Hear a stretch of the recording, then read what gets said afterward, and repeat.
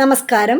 മലയാളികളുടെ എക്കാലത്തെയും hit classic ചിത്രമാണ് മണിച്ചിത്രത്താഴ്. വീണ്ടും പ്രദർശനത്തിന് എത്തിയിരിക്കുകയാണ്. അഭൂതപൂർവമായ സ്വീകാര്യതയാണ് മണിച്ചിത്രത്താഴിന് ലഭിച്ചിരിക്കുന്നത്.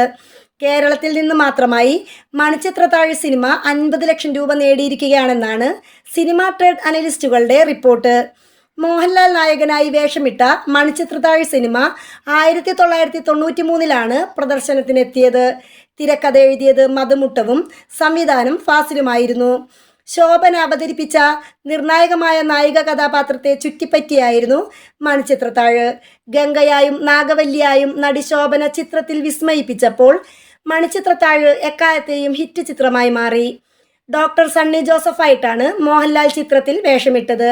നകുലനായി സുരേഷ് ഗോപിയും കഥാപാത്രമായ ചിത്രത്തിൽ ബ്രഹ്മദത്തൻ നമ്പൂതിരിപ്പാടായി തിലകനും, ഉണ്ണിത്താനായി ഇന്നസെന്റും, ദാസപ്പൻകുട്ടിയായി ഗണേഷ് കുമാറും, തമ്പിയായി നെടുമുടി വേണുവും, ശ്രീദേവിയായി വിനയപ്രസാദും, ഭാസുരിയായി KPAC ലളിതയും, ചന്തുവായി സുധീഷും, കാട്ടുപറമ്പനായി കുതിരവട്ടം പപ്പുവും, അല്ലിയായി രുദ്രയും വേഷമിട്ടു.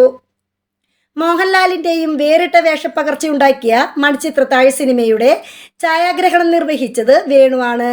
MG രാധാകൃഷ്ണൻ സംഗീത സംവിധാനം നിർവഹിച്ചപ്പോൾ മോഹൻലാലിൻ്റെ മണിച്ചിത്രത്താഴിൻ്റെ പശ്ചാത്തല സംഗീതം ജോൺസണും ഗാനങ്ങൾ ബിച്ചു തിരുമലയുമായിരുന്നു എഴുതിയത്.